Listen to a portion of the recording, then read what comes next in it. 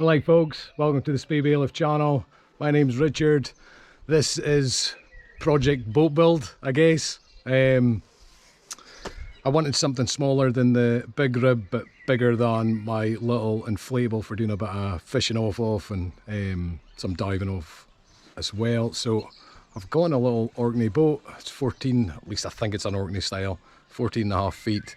I knew it was a fixer-up boat. It was just a boat in the trailer I bought. The trailer's not too bad, although it needs a grease nipple on one of the hubs. It's one of them sheared off.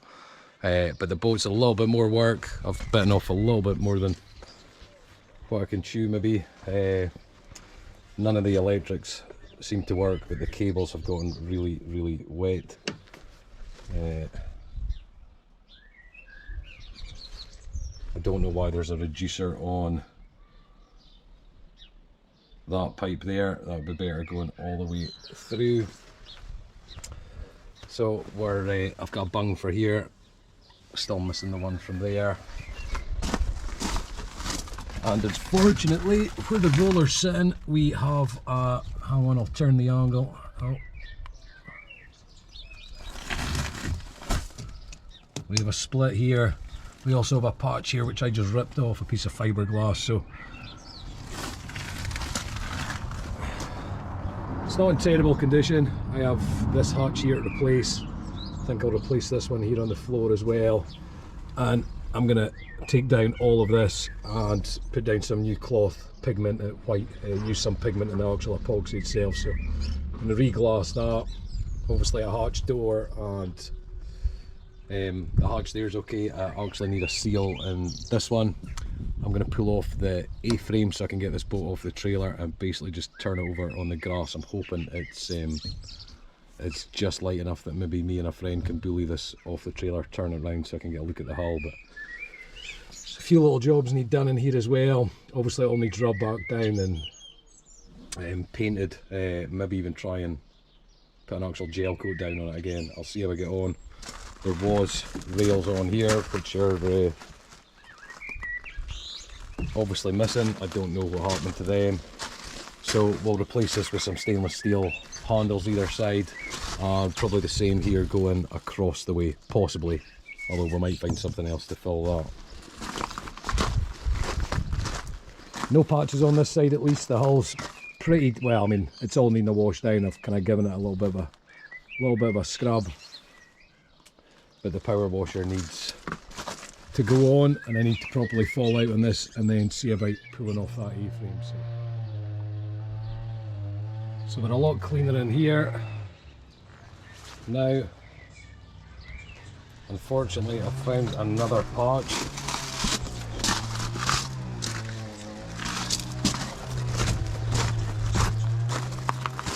That's not super safe, but I had to get this trailer up as high as I could. Another patch just there.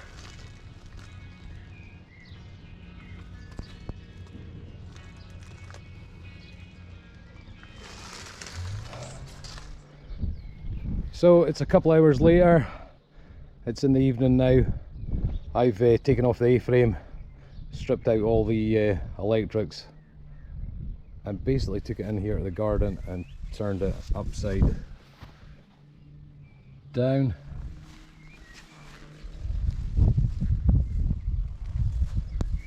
You can see where I've been ripping off fiberglass. So we've got quite a bad split here and right in here. This one seems drier at least. This up in here is quite wet. It's not good. So yeah, I'm gonna have to cut this all back and get back to the good stuff, patch this up as best I can. It's a little bit bigger than I was planning. There's also a piece here needing done and a piece here. Yeah, I mean, it's all needing redone. We'll get it ship shape again. Again, a little bit soft here. I'll do the outside first, it'll get reinforced, and then we'll get it turned over, get it back onto the trailer, and I'll have to start glassing the inside. I'm gonna have to replace a front hatch anyway, but I might have to cut another one as well, which I don't really want to do. I'll see how my arms can stretch and how well I can get into that area, and the same on the other side. So yeah, it's a bigger project than what I'd planned, but I'm quite looking forward to getting the boat how I want to get it.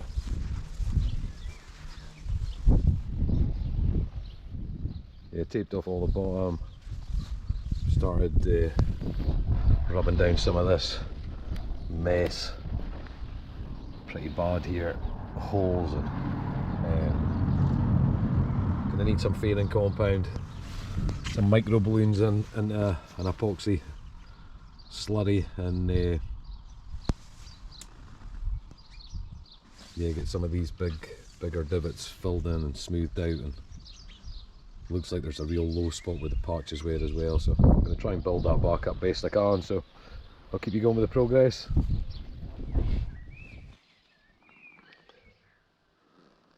So the first patch is done. So that's 1 layer of 4 ounce, 1 piece of tartan. I know that's 10 ounce cloth, and 2 layers of 6.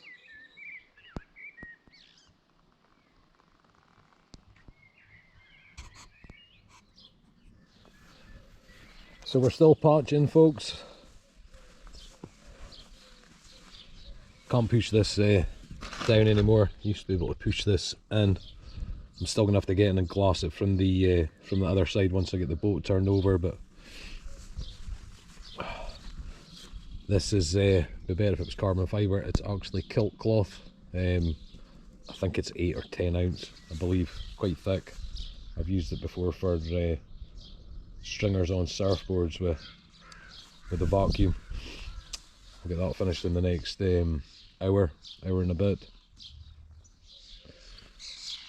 So yeah, finish off these patches, then the whole bottom I'll get 8 ounce of cloth with some white pigment through the epoxy, and then a gel coat after that, 2 layers minimum, a gel coat, maybe 3 if it needs it, and then we'll get some top black on the sides and get below here. It's a battle. It has been, especially outdoors. If you were working polyester resin, you can add more hardener. You can just up the percentage slightly and get it to kick that little bit faster. With epoxy, you can't do that. The mix has to be bang on for the epoxy. The only way to really speed up curing time is to increase the temperature, which I don't have the ability to do here when it's outdoors, apart from do it on a nicer day. I think it's actually better that it's not baking with sun today. It's been real hot the last few days, so it's nice to do when it's a little bit more overcast. So we'll go and get the resin mixed up and finish off the patches.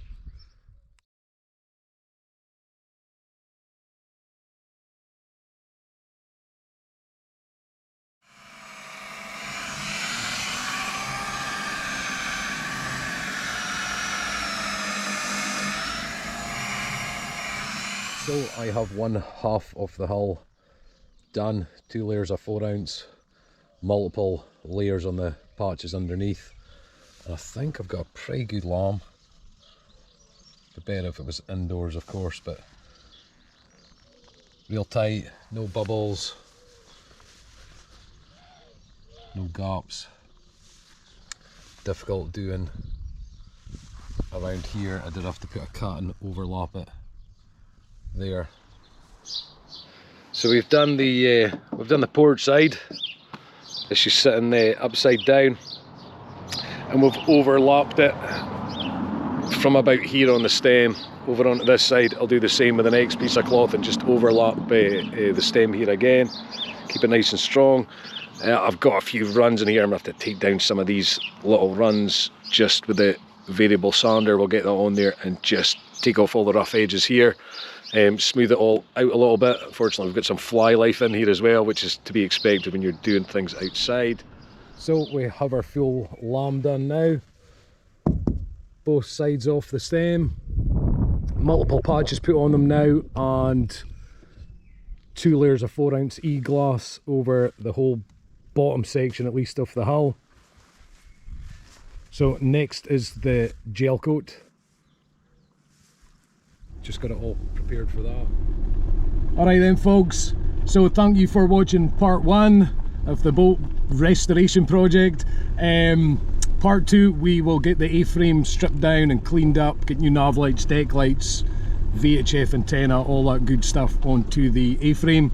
And unfortunately more fiberglass work on the inside of the boat. Oh, also the outside of the hull. Still haven't done the gel coat, of course.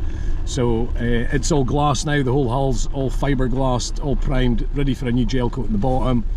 And the sides above the waterline will need painted too. So yeah, like I said, part 2, A-frame and some more fiberglass jobs on the inside. Also going to replace the 2 bungs at the back of the boat there as well. So thanks very much for bearing with us. Anyone that's watching this probably is into boats or knows something about boats. They suck up money and time and resources like nothing else. What a gorgeous night this is on the River Spey, just out doing a patrol on the river. It's 7 o'clock at night and it's still 27 degrees, absolutely cooking.